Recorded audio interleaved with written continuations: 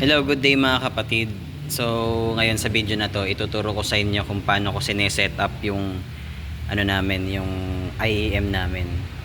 Pati na rin yung kabuuan ng namin, connection ng mga instruments papunta doon sa mixer na ginagamit namin. Okay, so ito yung mga kailangan natin dyan para sa IEM. Yung tinatawag na micro amp. Yan. Meron yan sa Shopee, mabibili nyo yan. Yan. Sa likod ng micro amp, ito yung mga saksakan niya. Yan, yung pang 6.5mm jack. Yan, ito yung input niya. Ay, yung yung sa adapter pala, ito. Power source. Tapos, ito naman yung input. Dito nyo isasaksak naman yung manggagaling dun sa mixer ng instruments nyo. Para marinig na mga tutugtog yung mga instrument nila dun sa earphone.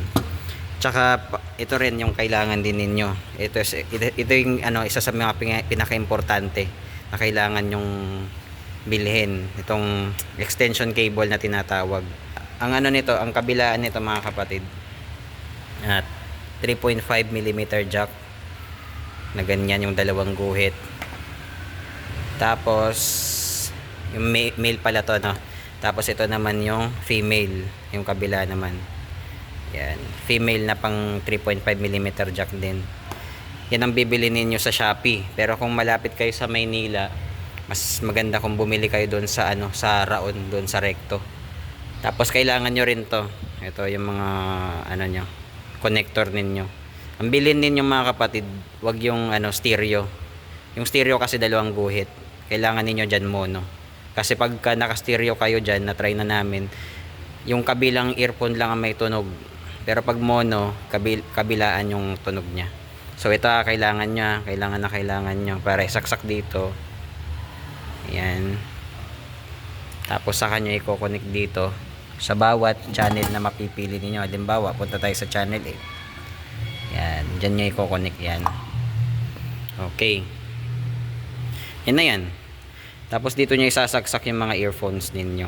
Yung recommended na earphones naman na gamitin ninyo para sa IEM mga kapatid, yung ganito, yung pang talaga, yung para sa pang in-ear monitor talaga, yung ganito, yung parang naka-shape siya sa tenga, yung ganyan. Sa Shopee rin may mabibili niyan. Kung di ako nagkakamali, nasa mga 150 plus lang ito bili namin nito. Ito na yung pinakamura. Yan. Mas maganda to kasi hindi siya makakasagabal, hindi siya mapupunta sa harap yung wires nito kundi papunta sa likod. Para magiging ganito mga kapatid yung formahan niya sa likod. Yan. Magiging ganito yung formahan ng suot niyo sa earphones niyo. Hindi na siya magiging sagabal dito sa harap. Kasi 'di ba pag normal na earphones ang suot niyo, pupunta dito sa harap yung wires. Pero pag ganitong klase ng earphone ang gagamitin niyo, susuot niyo siya dito sa tenga. Sa likod lang, di ba? Tapos saka nyo siya isasaksak doon sa sa mga extension cables. Sa ngayon mga kapatid, ito yung lahat ng mga cables na ginagamit namin para sa IEM namin. Yung isa dito, ito yung para dito sa sa keyboardist. Tapos yung isa rin na to dito sa gitara, dito sa akin yan sa pwesto ko. Kasi itong mga mahaba na to, itong dalawa, dun yan sa kabila, dito sa bass tsaka sa electric guitar 2. Sa drums naman, sa ngayon ang ginagamit niya muna yung wireless na IEM namin na pang song leader dapat. Kaso nga lang, yung iba kasi namin ganito sira na, so kailangan pang palitan yun para meron na sa drummer. Ito yun naman yung wireless namin. Yan, ito naman yung wireless na IEM namin na kinoconnect din namin dito sa micro amp. Ganito ang itsura niya mga kapatid. Yan, ganito. Yan. An M-Wave siya na na wireless IEM. Isang transmitter tsaka isang receiver. Tapos ito naman yung ginagamit kong connector diyan. Same lang din. Same concept. Male to male naman. Male to male naman to ang kailangan dito. Bali ganito kasi ang setup niyan dito sa line in. Ito sa may transmitter nyo naman siya isasaksak papunta dito sa isa sa mga input ng micro amp ninyo. Yan. Tapos sa kanya siya bubuksan dyan. On. Tapos mag-automatic pair siya. O kaya pag hindi nyo pa, bago pa lang siya, hold nyo lang yan. Tapos mag-pair na yan. Yan. Indap na. Yan. Pag umindap na yan, naka-pair na siya. Tapos dito nyo naman isasaksak yung earphone ninyo. Actually, para talaga to sa song leader Pero sa ngayon, sa drummer muna kasi kulang nga kami ng ganito. Bibili pa ulit kami. Ayun siya. And next mga kapatid, syempre kailangan nyo dyan ng mixer. Yan. Sa amin, ito yung available kasi naming mixer dito. Dyan sa mga local churches na meron kayo, kung anong available ninyong mixer, pwede na yan. Pagtsagaan nyo na muna yan. Sa amin din ganito lang muna ginagamit namin. Tapos ito naman yung mga cables para doon sa mga instrument namin. Ito sa ano namin to Saan nga ba to? Sa keyboard disc namin to. Tapos ito ay sa electric guitar 2. Ito naman ay sa bass. Mahaba siya kasi doon siya sa kabila yung dalawang to. Ito tsaka ito. Kasi ito dito lang sa katabi. Tapos ito naman siya mga kapatid, yung yellow na to. Dahil hindi siya malaline in tong ano namin itong Hughes & Kettner namin na amp. Ito yung ginagamit kong amp. Wala kasi itong saksakan sa likod, maliban lang sa ganyan. So, ima-microphone ko siya using nito. Tapos dito naman, ito yung keyboard amp namin. Magkasama na yan, yung acoustic tsaka yung keyboard amp. Dito namin siya sinasaksak sa likod. Yan, dyan. Yan naman yung bass amp namin. PV. Tapos ito naman yung aming electric guitar amp. Na ang tatak ay malupet. Tingnan nyo mga kapatid. Bon Jovi, London, malupet. Diba? So ngayon, sisimulan ko na muna mag-setup, okay? Tapos papakita ko sa inyo mamaya after ng pagka-setup ko.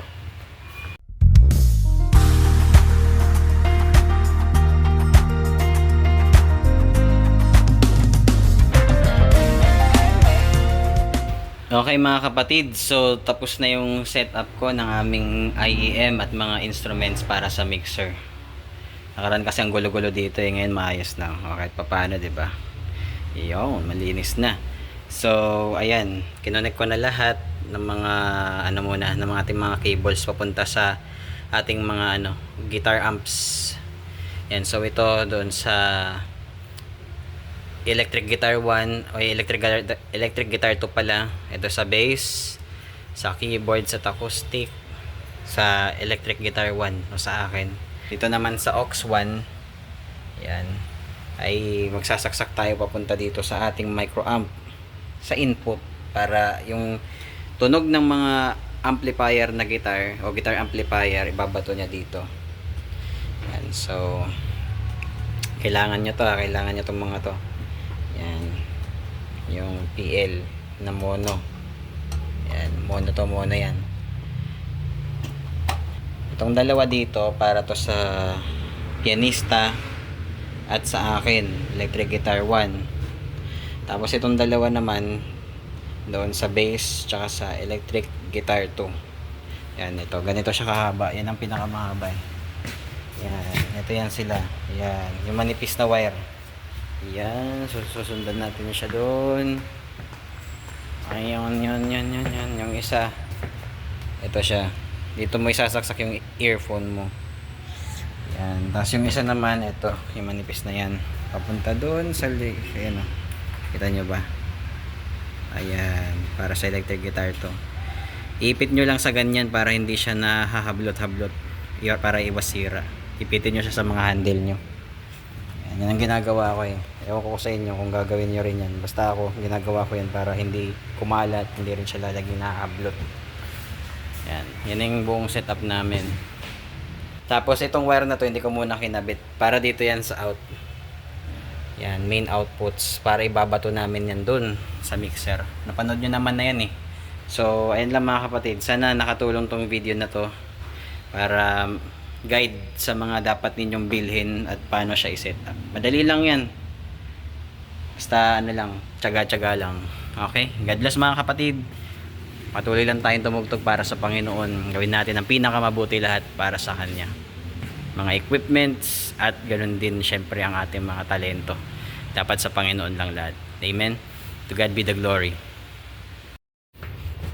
Oo nga pala mga kapatid, ba sakaling merong magtanong kung naise-separate ba kung gustuhin namin na kanya-kanya yung alimbawa, gusto ng gitarista namin maririnig lang niya yung sarili niyang gitara tapos yung bass, pwede niya bang i-request yun na pahinaan yung ibang instrument maliban dun sa gitara niya tsaka sa bass? Kumpara sa kanya lang mga kapatid, ayon dito sa setup namin, hindi. Kung ano yung magiging setup ng pangkalahatan na instrumentalist, yun lang ang maririnig niya. Halimbawa, ang setup namin ay medyo mahina yung bass, malakas yung electric guitar, sakto lang yung acoustic at saka yung piano. Yung electric na, yung drums naman namin wala namang mic yan eh. So kung anong timpla lang namin dito sa pangkalahatan, yun lang mismo yung lalabas din sa lahat ng mga tumutugtog. Yun lang din ang maririnig nila. Possible lang yun na pwede niyang may separate yung tunog niya kung meron pa siyang dagdag na microamp. Merong mabibili nito mga kapatid sa Shopee na pang solo o kaya ilang channels lang na pwede mong gamitin na ikaw lang. Halimbawa, mangyayari naman doon, halimbawa may another tayo microamp so magsasaksak siya dito sa ibang aux number kasi ito aux 1 dito. Halimbawa may panibagong microamp, gusto niya separate, saksak siya dito sa aux 2. Yun, pwedeng gawin doon yung gusto niyang timpla na yung gusto niya lang ang marinig yung gitara niya tsaka yung bass, ganun yun. Pero kung ang tanong ninyo ay ganun nga, dito sa setup natin hindi. Lahat, kung pangkalahatan na yun na yung maririnig niya. Naintindihan nyo ba yung sinabi ko? Medyo magulo no?